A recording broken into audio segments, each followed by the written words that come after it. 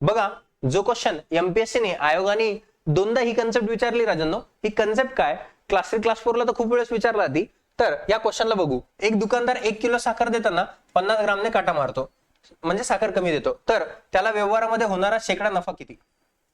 ठीक आहे, नफा काढायचा आहे मला, नफा काढायचा आहे. तर काय करणार, दोन्ही वस्तूमधला फरक भागिले विक्रीच्या वस्तू, नेहमी लक्षात ठेवा, गुणिले काय असणार 100.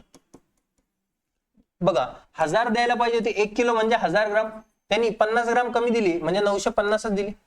ठीक आहे ना, दोघांमधला फरक कितीचा आहे 50 ग्राम. विकतो किती ऍक्च्युअल मध्ये 950. 1000 द्यायला पाहिजे पण विकतो 950 आहे, 50 ग्राम काटा मारतो म्हणलं. हे शून्य कटलं, मग हे किती बनणार 500. 500 भागिले काय बनणार 95. मग 95 नी भाग द्या, 5 नी भाग जातो, 5 1 5, 4 उरले 5 9 45.